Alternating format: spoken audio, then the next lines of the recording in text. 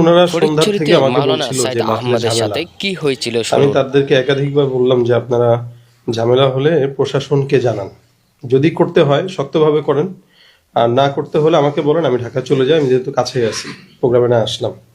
তারা জানাচ্ছে বলে বলে মোটামুটি আধা ঘন্টা আমি হিয়াকো বাজারে অবস্থান করছি। এর ভিতরে অনেক মানুষ জড়ো হয়ে গেছে আমাকে দেখে, ওনারাও মাহফিলের যে দিকে যাবে, তা তারা বলতেছে চলেন, কোনো সমস্যা হবে না।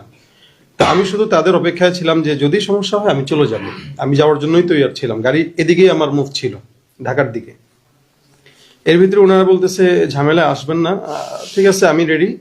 হুট করে আরেকজন যিনি আমাকে দাওয়াত দিচ্ছেন মূলত, উনি আমাকে বলতেছেন যে আমাদের প্রায় 30-40 জন যুবক চলে গেছে হুন্ডা নিয়ে, আপনি ওদের চলে আসেন, সব ক্লিয়ার হয়ে গেছে। তো যখন যুবকরা এই পর্যন্ত চলে আসছে হুন্ডা নিয়ে, তখন আমরা রওনা দিই। এবং মাঝখানে আবার গাড়ি রোধ করে বলতেছে হুজুর ওখানে নাকি ঝামেলা হচ্ছে, মানে এটা কমিটির কেউ না, এখানের একজন আলেম বলতেছে ঝামেলা হচ্ছে। তো আমি বলছি তখন আমি গাড়ি নিয়ে রিটার্ন যাই। তখন যুবকরা বললো না চলে আসছে কিসের, আমরা যদি কোনো কিছু করা লাগে, এভাবে বলতেছে জীবন দেওয়া লাগলে জীবন দেবো। আমি বলছি ভাই এটা আবেগের জিনিস না, এখানে পরিস্থিতিটা মোকাবেলা করা সবচেয়ে বড় বিষয়। আমরা পরিস্থিতিটা শান্ত হোক, পরে আসবো। এখন এতগুলো মানুষের মাঝখান দিয়ে তো আমি ঢাকায় যেতে পারি না। তো এরা আমাকে সামনে নিয়ে চললো, আর যে এলাকার নাম বলছেন ওখানে যাওয়ার পরে দেখি কিছু যুবক লাঠি আরো অনেক কিছু অস্ত্র নিয়ে দাঁড়ানো। তো ওরা গাড়িতে দরজা টোকা দিচ্ছে আমাকে বের হওয়ার জন্য, বের হন বের হন। তা আমি বের হলাম, বের হওয়ার পরে একজন গাড়িতে আঘাত দিবে, তা আমি বললাম ভাই কেউ গাড়িতে আঘাত দিয়েন না। ওপর দিকে আরেকজন বলতেছে পেট্রোল ঢাল, গাড়ি পুরা। এই বিভিন্ন বাজে বাজে কথা আর কি, গালিগালাজ। তো আমাকে বলতেছে আপনি হুন্ডায় ওঠেন, আমি বললাম গাড়িতেই যাই, হুন্ডা উঠে ঠান্ডা লাগবে, আপনার সাথে এখানে আমরা ভালো ব্যবহার করার জন্য আনি নেই। পাশ থেকে অনেকেই যে কথাগুলো বলতেছে, তো আপনি সুন্দর মতো কথা শুনেন, আমরা আপনার গায়েও হাত দিব না, অসম্মানীয় করবো না।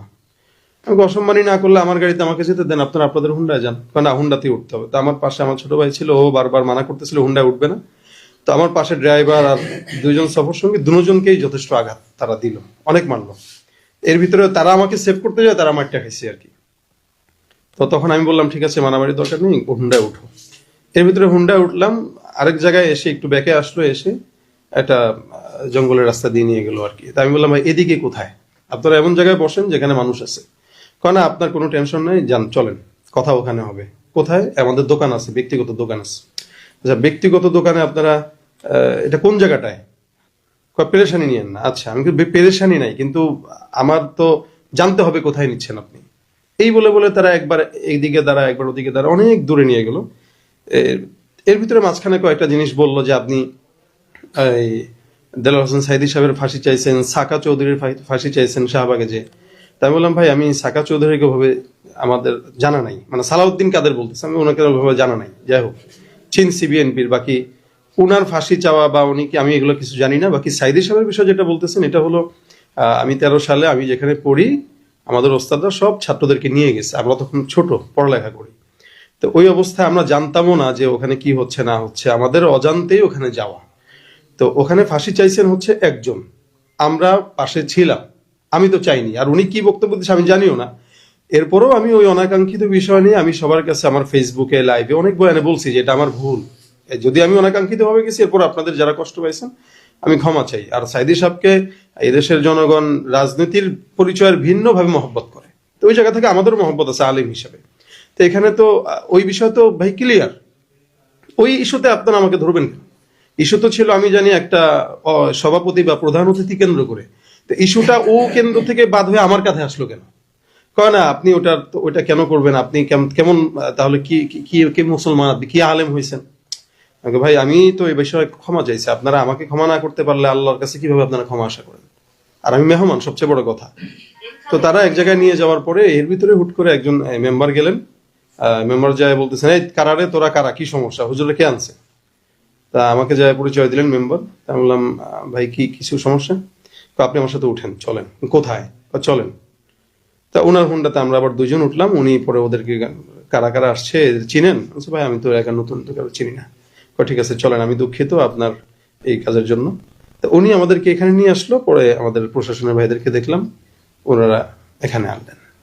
সেক্ষেত্রে আপনার কি কোনো ধরনের শারীরিক আঘাত? আমাকে করেন, ওই যে বললাম আমাকে ঠেকাইতে গেছে, মানে আমার যারা ওরা ঠেকাইতে যে ওরা আমার গেছে।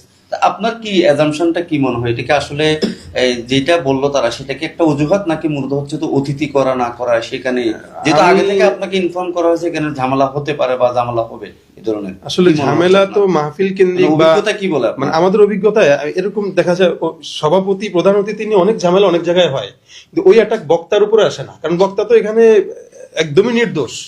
সে দাওয়াতপ্রাপ্ত মেহমান, সে আসবে যাবে, ব্যক্তিগত কোন্দলগুলো ওনারা ঠিক করবে।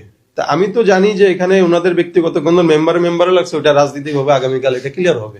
তো ওইটার ইস্যু আমার উপরে কেন আসবে? আপনাকে যিনি দাওয়াত দিয়েছেন মূলত আপনার সাথে কমিউনিকেট করছেন ওই উনি ভদ্রলোকের নামটা হচ্ছেন কি? আজিম ভাই, উনি আমার মুসল্লি মূলত। আচ্ছা। উনি ঢাকায় থাকে, উনি এলাকার জামাই, উনি এলাকা সম্পর্কে তেমন কিছু জানে না। তা আমি ওনাকে বলছি, আজিম ভাই আপনি তো নতুন মানুষ, আপনিও এলাকার জামাই, আমিও নতুন, তা আপনি একটু প্রশাসনকে করেন। তো উনি একবার বলতেছিল আসেন না, আবার ওই মাদ্রাসার মতো আমি বলতেছি হুজুর আসেন, আবার অনেকখানে লোক বলতেছে আসেন। তা আমি একটু দ্বিধাদ্বন্দ্বে পড়ে গেছি, কিন্তু ওনারা কিন্তু লোক পাঠায় দিছে অলরেডি। লোক পাঠানোর পরে বলতেছে হুজুর সমস্যা। এখন ওই লোক তো আমার কাছে ছাড়তেছে না। লোক 2-3 জন হইলে আমি গাড়ি ঘোড়ায় চলে যেতাম, লোক তো 40 জন। এই 40 জনকে আমি ওভারটেক করে কিভাবে যাব? তখন আমিও আটকে গেছি, ওরাও আটকে গেছে। অর্থাৎ তারা আপনাকে গতিরোধ করে একটা জায়গায় নিয়ে গেছে, হ্যাঁ। সেখানে আবার মেম্বার খবর পেয়ে গিয়ে আপনাকে জি, জি, জি। সেফলি নিয়ে আসছে পরবর্তী। মনে হয় আমার সফর সঙ্গী ওই 999 আমাকে দেখাইলো, 999 ফোন দিছে, তা ওনারা পরে যে আসছে আর কি।